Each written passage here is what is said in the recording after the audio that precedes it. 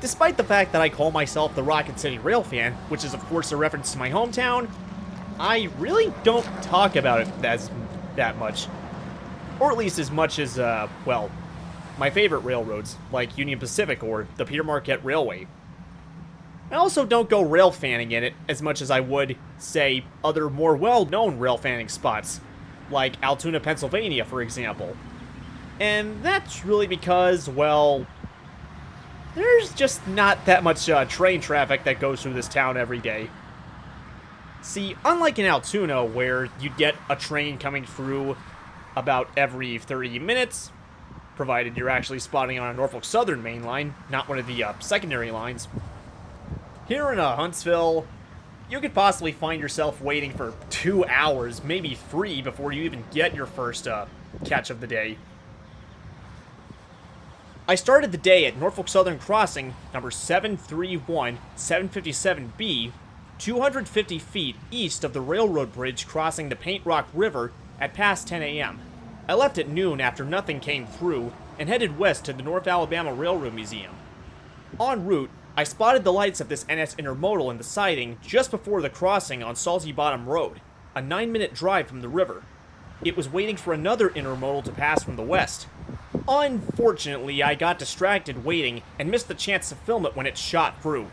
It only had a Dash 9 and AC4460CW, both of which are NS units.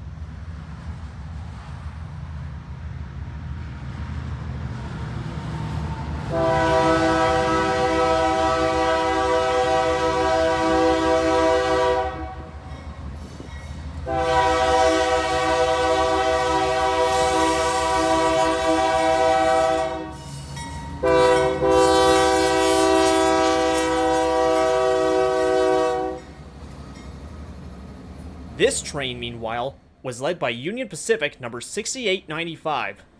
According to UP and Railroad Pictures Archives, it was originally a General Electric AC6000CW built in December of 1996 as number 7007, later 7507. These units were not successful. Their 6,000 horsepower engines literally shook themselves to bits, which, coupled with increasing EPA regulation, caused UP to repower them with 4,400 horsepower 7 FDL engines, in the process renumbering them in the 6000 series. 6895 was later modernized and outshopped in Union Pacific's newest paint scheme.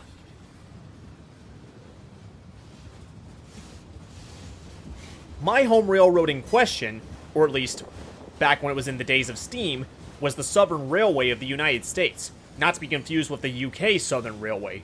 For those who don't know, the Southern eventually merged with the Norfolk and Western in 1982 to form the current Norfolk Southern.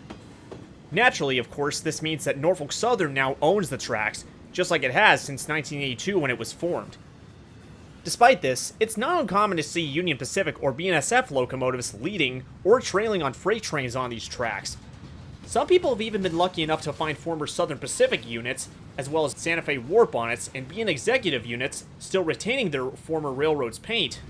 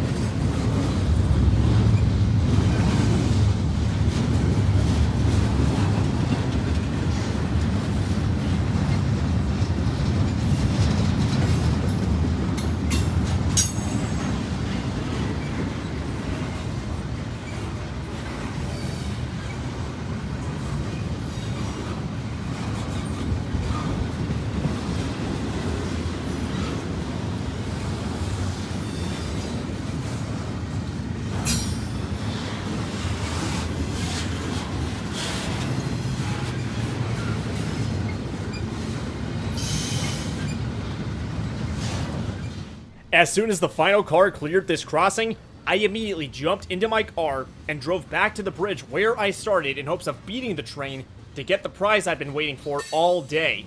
When I arrived, I got back out, set up my tripod in the span of like 20 to 25 seconds. Then, I spent another 20 quickly analyzing my footage before mounting my phone in place and hit record. Just 3 seconds after, the bells went off as this train accelerated through.